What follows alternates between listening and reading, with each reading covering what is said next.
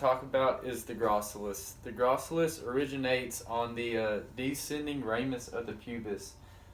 So that would be inferior part of the pubis. And it inserts in the medial surface of the tibia. So it runs through here to the medial surface of the tibia. And we can palpate this muscle with a hip flexion. So next we have the sartorius. The origin of the sartorius is the iliac spine, and it inserts in the medial surface of the tibia just like the gracilis. So once again, medial surface of the tibia. And we can palpate movement in this by combining hip flexion and then external rotation. So this way, yeah. Next we have the gluteus. There are three parts to the gluteus maximus, medius, and minimus. The maximus originates on the crest of the ilium and the posterior surface of the sacrum and lumbar area.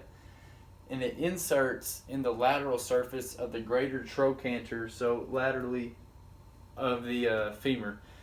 And this muscle is built for a lot of power, especially when you run, and we can palpate like that movement through running or skipping, just hip extension.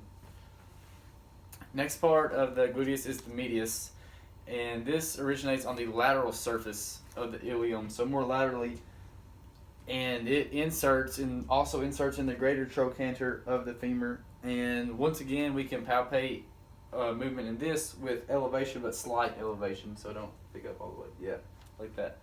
And the last part of the gluteus is the gluteus minimus, which is the smaller part of the gluteus, and it originates also on the lateral surface of the ilium and inserts, just like the maximus and medius, in the greater trochanter of the femur. So it runs more like that. And we can palpate this. It's harder to palpate the gluteus minimus because it's deeper compared to the medius and maximus, but internal rotation is, so elevate and then go across your body like that. So it's harder to palpate. That's good. Next we have the biceps femoris. Just like the biceps brachii, we have a short head and a long head. And the long head originates on the ischial tuberosity. And the short head originates on the lower half of the linear aspera. And the both heads insert into the lateral condyle instead of medial for like the gracilis. This is the biceps femoris is lateral, and we can palpate movement with knee flexion. So just kick like that, yeah. Next we have the rectus femoris, and this inserts in the iliac spine, or originates in the iliac spine and inserts in the superior aspect of the patella. So right here, and also in the tibial tuberosity right below the patella. And we can palpate movement in this with hip flexion, and resisted hip flexion right there. Next is the semimembranous muscle, and it originates on the ischial tuberosity and inserts in the medial tibial condyloid, so medial side. And we can palpate movement in this with knee flexion, kick, and internal rotation, so take it across, yeah. Next we have the semitendinosus muscle, and it also originates on the ischial tuberosity, and it inserts in the medial surface of the tibia below the condyle.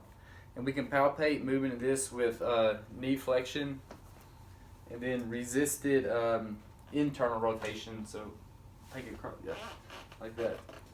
The last group of muscles we're going to talk about are the adductor magnus, longus, and brevis. And these muscles originate on different parts of the ramus of the pubis. So that is more inferiorly, the inferior part of the pubis. And the adductor longus inserts in the middle third of the linea aspera, and the brevis inserts on the upper half of the linear aspera. And the adductor magnus inserts on the whole linear aspera on the femur. And we can palpate this muscle, the longus and brevis, or the longus and magnus, with resisted adduction. So pick up and go across your body. Resisted. It's working right here.